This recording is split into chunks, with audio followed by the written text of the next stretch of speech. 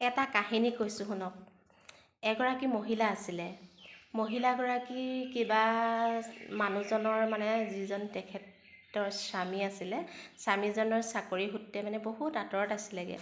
আঁতৰত থকাৰ কাৰণে কি হ'ল, আকস্মিকভাৱে কিবা দুৰ্ঘটনাত মানুহজন ঢুকালে। ঢুকোৱাৰ পিছত মানুহজনী আছিলে প্ৰেগনেণ্ট। তাৰপিছত অকলে অকলে ল'ৰাটোৰ লগে লগে আকৌ কেঁচুৱা এটা জন্ম হ'ল। কেঁচুৱাটো জন্ম হৈ মেডিকেলত তেনেকৈ থাকি মেলি কি হ'ল, ল'ৰাটো ডাঙৰ কৰিলে আৰু দেই, কষ্ট মষ্ট কৰি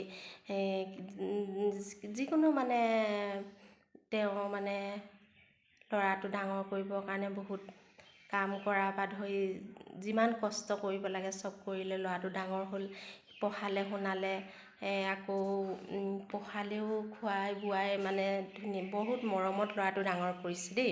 ল'ৰাটো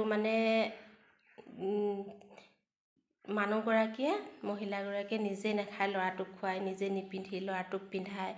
আৰু কি হ'ল, ল'ৰাটো এদিন শেষত গৈ ডক্তৰ পঢ়িবলৈ সক্ষম হৈ গ'ল। মানুহগৰাকী বহুত ভদ্ৰ আৰু জ্ঞানী মহিলা আছিলে। মাকৰ নীতি আদৰ্শ মতে ল'ৰাটো জ্ঞান ল'লে, শিক্ষা ল'লে। আৰু তেনেকৈ মাকে বহুত কষ্ট কৰি পঢ়াই শুনাই ডাঙৰ মানুহ কৰি সেই কেৱল ল'ৰাটোৰ আশাতে মাক জীয়াই থাকিলে আৰু মাকে ডাঙৰ মানুহো বনালে। যেতিয়া ল'ৰাটো ডক্তৰ পঢ়ি আছিলে, সেই সময়তে ল'ৰাটো এগৰাকী ছোৱালী লগ পালে দেই। ছোৱালীজনীক তাৰ ভাল লাগিলে আৰু ল'ৰাটোৱে ভাল পাবলৈ ধৰিলে, আৰম্ভ কৰিলে। যিকোনো তাৰ ছোৱালীজনীৰ আচাৰ ব্যৱহাৰ তাৰ ভাল লাগিলে। গতিকে ছোৱালীজনীক ভাল পাওঁ বুলি ক'লে। এদিন ছোৱালীজনীয়ে সুধিলে যে তুমি মোক কিমান ভাল পোৱা? ল'ৰাটোৱে কৈছে মই তোমাক বহুত ভাল পাওঁ, মই নিজতকৈও তোমাক ভাল পাওঁ। তাৰপিছত ছোৱালীজনীয়ে ক'লে, ছোৱালীজনীয়ে ইতিমধ্যে গম পাইছে আৰু যে ল'ৰাটোৰ মাকৰ অবিহনে আৰু কোনোৱে নাই। তেতিয়া ল'ৰাটোৱে এদিন ছোৱালীজনীৰ লগত কথা পাতি থকা অৱস্থাত ছোৱালীজনীয়ে ল'ৰাটোক ক'লে যে তুমি মোক যে ভাল পোৱা, তুমি মোক এটা প্ৰমাণ দিব লাগিব। ল'ৰাটোৱে কৈছে তুমি যি প্ৰমাণেই নিবিচাৰা মোৰ পৰা, মই তাকে প্ৰমাণ দিম। যিকোনো নিজৰ দেহা বিসৰ্জন দি হ'লেও মই তোমাক প্ৰমাণ দিম মই যে তোমাক ভাল পাওঁ। তাৰপিছত ছোৱালীজনীয়ে ক'লে মই এটাই প্ৰমাণ লাগিব। ল'ৰাটোৱে সুধিলে কি প্ৰমাণ লাগিব?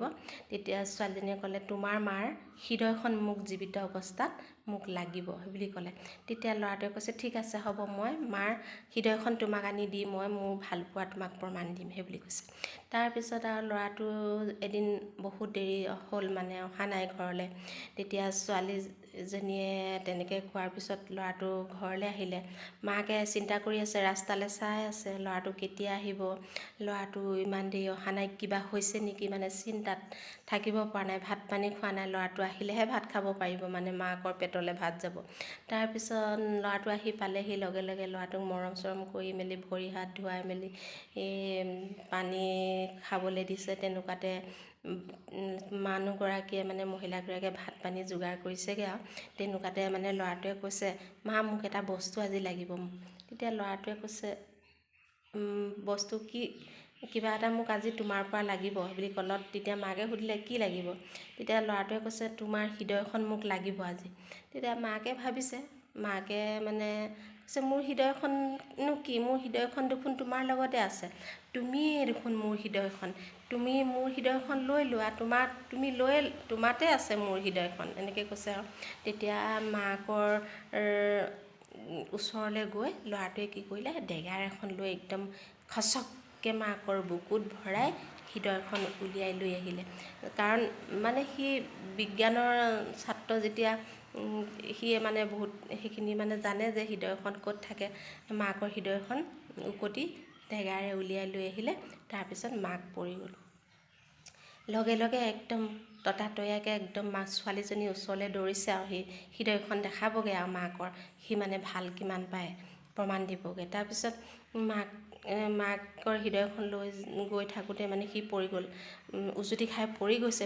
তেতিয়া হৃদয়খনে মাত লগাইছে, শুন ভালকৈ খোজকাঢ়, পৰিলে দুখ পাবি।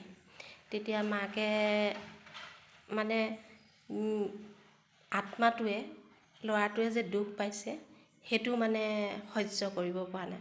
তাৰপিছত গৈ ছোৱালীজনীক দিছেগৈ, এয়া চোৱা, ছোৱালীজনীক দেখুৱাই দিছে যে মই মাৰ হৃদয়খন লৈ আহিছোঁ, চোৱা তোমাক মই কিমান ভাল পাওঁ। তেতিয়া ছোৱালীজনীয়ে